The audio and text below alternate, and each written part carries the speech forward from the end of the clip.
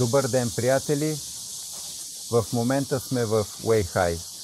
Андрей дойде тук именно за да настрои бизнеса не само за производство на мотори, но и на китове и автомобили в бъдеще, за да доставя в други страни не само мотори и контролери, а напълно комплекти.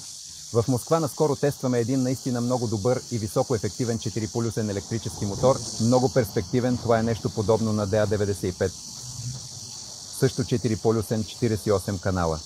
За тези, които се интересуват от това, моторът е по-бърз от всички мотори, които са били преди, 6-полюсни, подобни на DA100 и DA112. Тоест, моторът, който сега ще се произвежда, също ще бъде с размерите на 112, но 4-полюсен и много по-бърз, както казах, и по мощност. Той ще бъде по-голям от DA112, защото има същия въртящ момент, но по-висока скорост. И при тестовете той се представи много добре, т.е. го тествали в лабораторията Сувелмаш, например, и допълнително. И сега задачата е къде ще го поставим. И това е нашият първи кандидат, където ще го поставим. Това е товарен автомобил с товароподемност 1,5 тона. Практически същата газела, която се използва в Русия, но както виждате с неплох дизайн. Например, може би...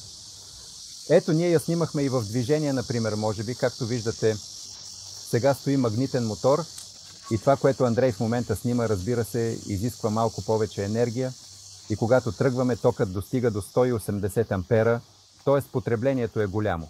Когато се изкачваме на малък хълм с малка скорост от 20 км в час, потреблението достига до 100 ампера, а това е прекалено много. Ако е на нашия синхронен мотор, то потреблението е 2 пъти по-малко, т.е. говорим не за някаква стабилна скорост, а за всички преходни режими, например, или други подобни, като например, затова особено голямо е потреблението, когато моторът не достига необходимия въртящ момент и тръгва. Потреблението е много голямо. Затова на наклони, когато започваме да се движим, потреблението е голямо.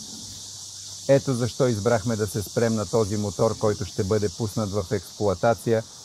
Името ще му дадем по-късно, ще бъде 112 или по някакъв друг начин. Например, може би, после това ще се изясни. Най-важното сега е да го пуснем в производство. Важно е, че първите тестове преминаха. Автомобилът сам по себе си е много добър. Андрей го кара. Много доволен, защото колата е наистина много тиха и безшумна. Не е зле. Наистина е добра.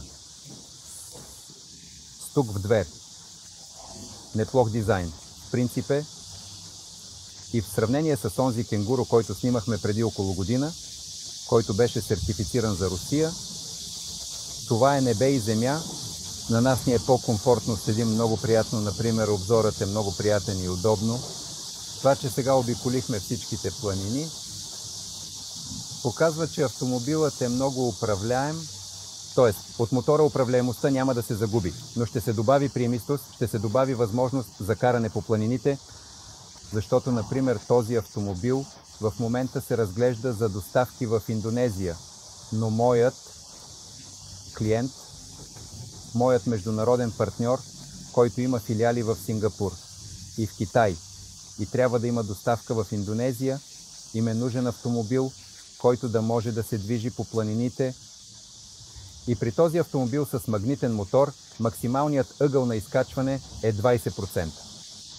Това е малко затоварен автомобил. Още повече, ако натоварите 1,5 тона, е ясно, че той няма да може да се движи. Всеки, който е имал работа с DA95, знае, че въртящият момент на мотора е огромен. Тоест 83 ньютон-метра от старта, плюс редуктор, ако се постави, то на колелата.